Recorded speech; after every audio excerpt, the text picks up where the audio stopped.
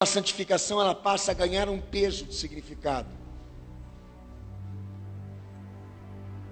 Para aquele que é diferente do comum, diferente do profano, diferente do que é secular.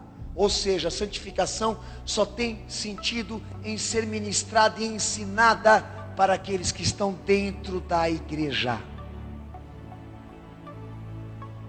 A santificação não faz parte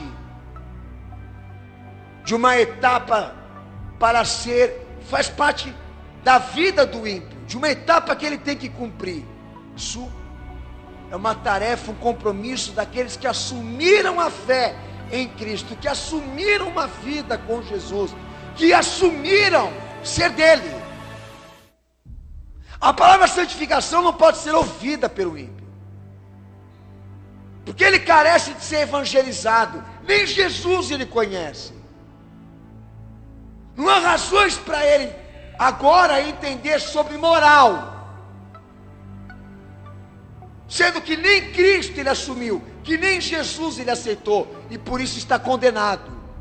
O que é então a santificação que Paulo estava querendo impor no texto de Tessalonicenses capítulo 4?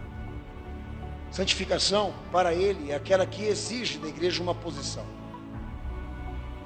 Aqui nesse caso, uma posição relativa ao sacrifício de Jesus, que sempre visou aperfeiçoar, modificar aquele que assumiu a fé.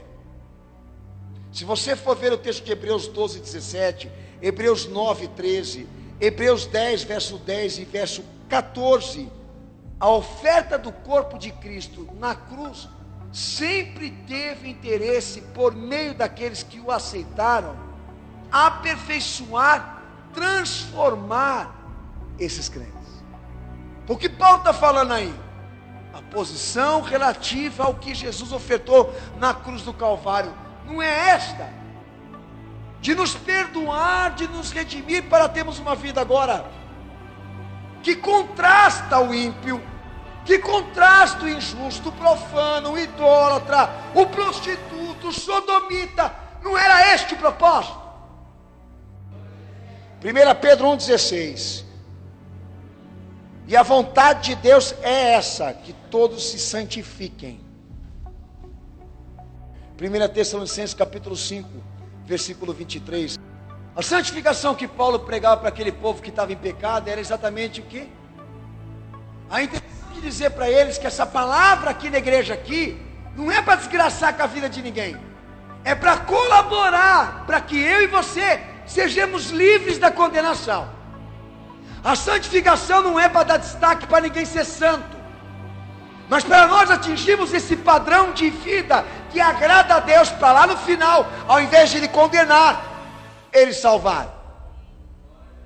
Por isso a alma, o corpo e o espírito que Paulo está pregando aí, entende que são alvos de Cristo, são propriedades de Jesus.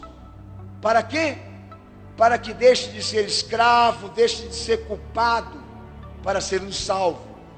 Agora, se o pecado se mantém na nossa vida, se ele continua sendo exercitado pelos nossos membros, se nós ainda estamos errando com Cristo, errando com Deus, como podemos ser livres dessa condenação?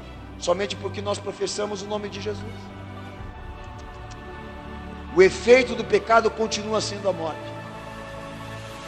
O efeito do pecado continua sendo a maldição. E o propósito da santificação na igreja é atingir o padrão que Deus pede pelo poder de Cristo, para que ela seja livre, salva daquilo que está lá na frente, que vai condenar tudo que é pecado.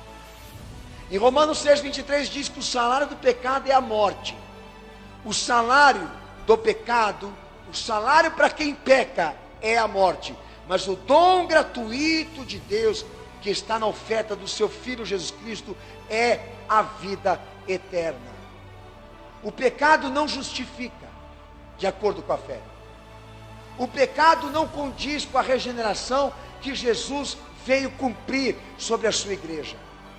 Porque o pecado representa o quê? A morte. o oposto daquilo que ele veio trazer para nós: vida.